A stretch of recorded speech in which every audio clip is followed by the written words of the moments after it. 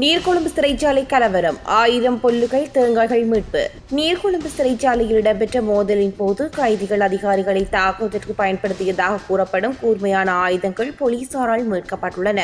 அத்துடன் 1000க்கும் மேற்பட்ட பொல்லுகளும் இருந்ததாக போலீசார் தெரிவித்துள்ளனர். விசாரணைகளின் போது கைதிகள் சிறைச்சாலை சமையலறைக்குள் புகுந்து அங்கிருந்த தேங்காய்களையும் எடுத்து வந்து அதிகாரிகளை தாக்கியது தெரியவந்துள்ளது. இது தொடர்பான விசாரணைகளை குற்றப்புலனாய்வு திணைக்களம் முன்னெடுத்துள்ள நிலையில் சிறைச்சாலைக்குள் மேற்கொள்ளப்பட்ட தேடுதலில் கூர்மையான ஆயுதங்கள், இரும்பு கம்பிகள் மற்றும் 1000க்கும் மேற்பட்ட பொல்லுகளும் மீட்கப்பட்டதாக போலீசார் தெரிவித்துள்ளனர்.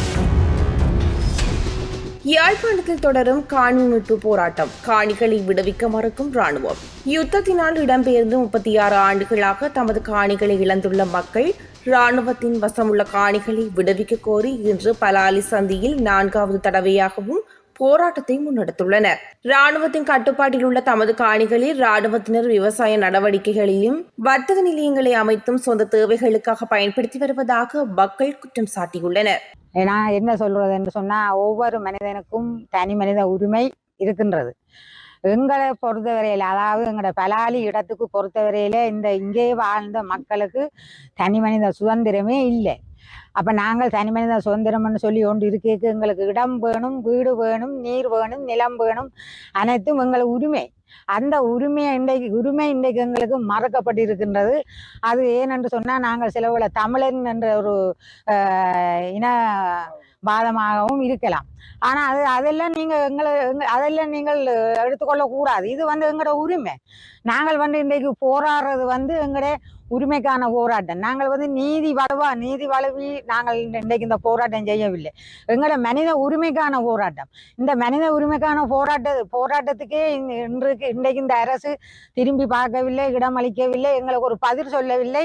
நாங்கள் இன்றைக்கு ஒரு கொட்டை போட்டு இதுல ஒரு நிம்மதியா இருந்து எங்களோட உரிமை போராட்டத்தை நடத்துவதற்கு கூட இந்த சுதந்திரம் இல்லை.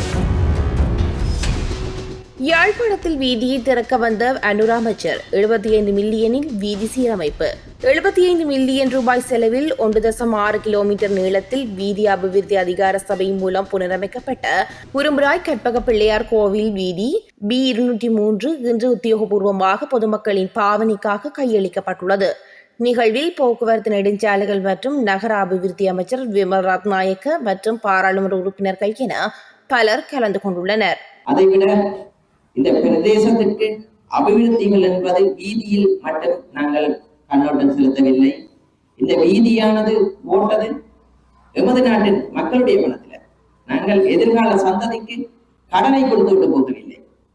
முன்னைய காலங்களில் வெளிநாட்டு கடனை பெற்றுத்தான் வீதிகளை புனரமைத்துக் கொண்டிருக்கிறார்கள்.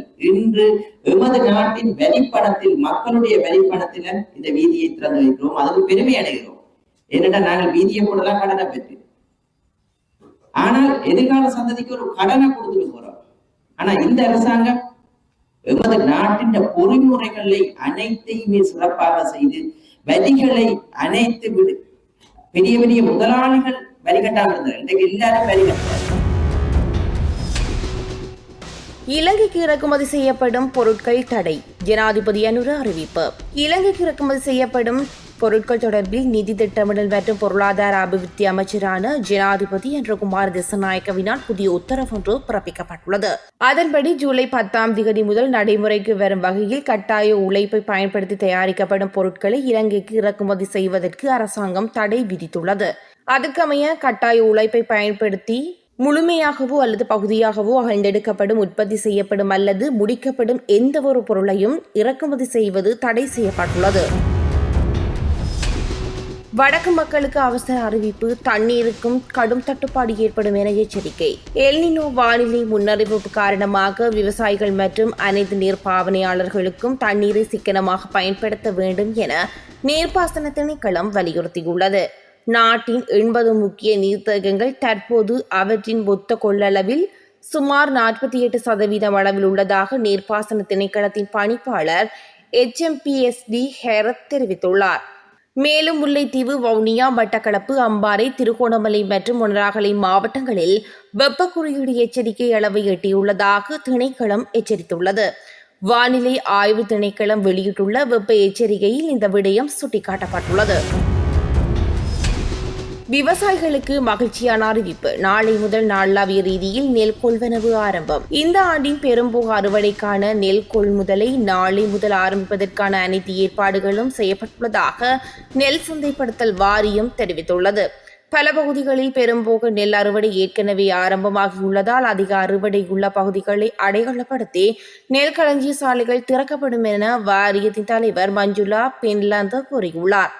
அதன்படி நாடு முழுவதும் 143 இடங்களில் அமைந்துள்ள களஞ்சிய சாலைகளில் இருந்து நெல் கொள்முதல் செய்ய ஏற்பாடுகள் செய்யப்படும் எனவும் அவர் தெரிவித்துள்ளார்.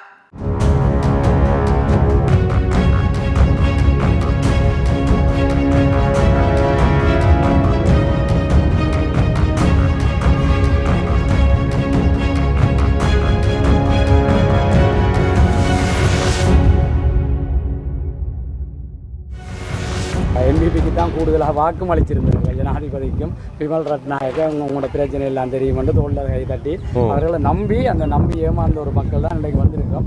நாங்கள் எந்த கட்சியும் இல்லை, இது வரைக்கும் இந்த சார்பண்ட் இல்லை சார். இந்த பிரச்சனையை எங்களுக்கு நீங்கள் இந்த பிரச்சனையை எப்படி இதை முடிச்சு தர போகிறீங்களன்றது தான் எங்கள்ட கேள்வி. ஏன்னா இப்படி வந்து வெயிலுக்கு கஷ்டப்பட்டு வயசு போகிற நேரம் சாக கிடந்து எங்கள்ட இடத்துல போய் சாகணுமெண்டு ஏக்கத்தோடு இருக்கிற மக்களுக்காக நாங்களும் அவைகளோடு சேர்ந்து ஈடுபட்டு இப்படியே நாங்கள் போராடுறோம். இதில் வந்து நீங்கள் ஏற்கனவே உங்களை ஒரு இல்லை இது சம்மந்தமாக வழக்கு நடக்குது. இப்போ மாறி மாறி அங்கே ஒவ்வொரு வெள்ளிக்கிழமையும் மயிலிட்டியில் நடக்கிற போராட்டத்துக்கு பிறகு நாங்கள் நினைக்கிறோம் அதில் விளைவாகத்தான் கடந்த 1ஆம் தேதி இந்த வழக்கு நீதிமன்றத்தில் வந்தது. மேல்முறையீட்டு நீதிமன்றத்தில் இந்த வழக்கு வந்தது. அப்போ ஏற்கனவே அந்த வழக்கில் அந்த இராணுவ வைத்தியசாலை என்னன்னு சொல்லி ஒரு தனியார் காணியில் அது சம்பந்தமாக அந்த காணி உரிமையாளர்கிட்ட பேரும் அந்த வழக்கில் இருக்குது. அப்போ அது தொடங்குகிற நேரம் சுவிதன் கொண்டு போய் காட்டி நாங்கள் அது சம்பந்தமாக நீதிமன்றத்துக்கு அறிவித்து நீதிமன்றம் அதேன் அப்படி அதில் கட்டப்படுது என்ற கேள்வியெல்லாம் கேட்டிருந்தது. இப்போ இந்த போராட்டங்களோட விளைவாக 1ஆம் தேதி நீதிமன்றத்தில் அவையில் சொன்னது 1 மாத அவகாசம் தாங்கோ, நாங்கள் எவ்வளவு காணி விடுவிக்கலாம்ன்றதை உடனடியாக விடுவிக்கலாம்ன்றதை நீதிமன்றத்துக்கு அறிவிப்போம்னு சொல்லியிருக்கிறோம். சரி, அப்போ நாங்கள் சொல்கிறோம் இது 2013ஆம் ஆண்டு தாக்கல் செய்யப்பட்ட வழக்கு. அதில் அந்த வழக்கில் இருக்கிற பகுதியில் நிறைய பகுதி விடுவிக்கப்பட்டது உண்மை. ஆனால் விடுவிக்கப்படாத பகுதி இருக்குது. விசேஷமாக மலாலி கிழக்கில் விவசாய காணிகள் நிறைய இருக்குது. அப்போ அதை நான் சுட்டி காட்டி சொன்னான், இந்த விவசாய காணிகள் அத்தனையும் ஒரு இராணுவ தேவைக்கும் பயன்படுத்துகையில் அவையில் விவசாயம் செய்யணும்னு சொல்லி அப்போ நீதிமன்றம் சொல்லியிருக்கு. சரி, இப்போ 1 மாத காலத்துக்குள்ளே நீங்கள் சொல்கிற சரி விடுவிக்கிறேன்னு ஒரு நாள் முறை சொல்லுவீங்க. எந்த பகுதியை விடுவிக்கிறேன்ற விளக்கத்தை நீதிமன்றத்துக்கு ஆவணத்தின் மூலமாக தெரியப்படுத்துங்க. நீங்கள் விடுவிக்கிறேன்டா அதை சொல்லுங்க, எவ்வளோன்னு சொல்லுங்கன்னு சொல்லியிருக்கு. அப்போ அதுதான் இப்போது இருக்கிற இல்லாமல் அவர்கள் உண்மையாக சொல்கிறார்களா இல்லையான்னு எங்களுக்கு இன்னும் தெரியாது. ஆனால் நீதிமன்றம் அழுத்தம் பிரயோகிச்சிருக்குது. நாங்கள் சொன்ன காரணிகளை வச்சு மற்றது உங்களோட தொடர் போராட்டங்களாலேயும் தான் இந்த நிலைமை வந்திருக்குது. 1 மாத காலத்துக்குள்ள நான் சுவிதனுக்கு அறிவிப்பேன்.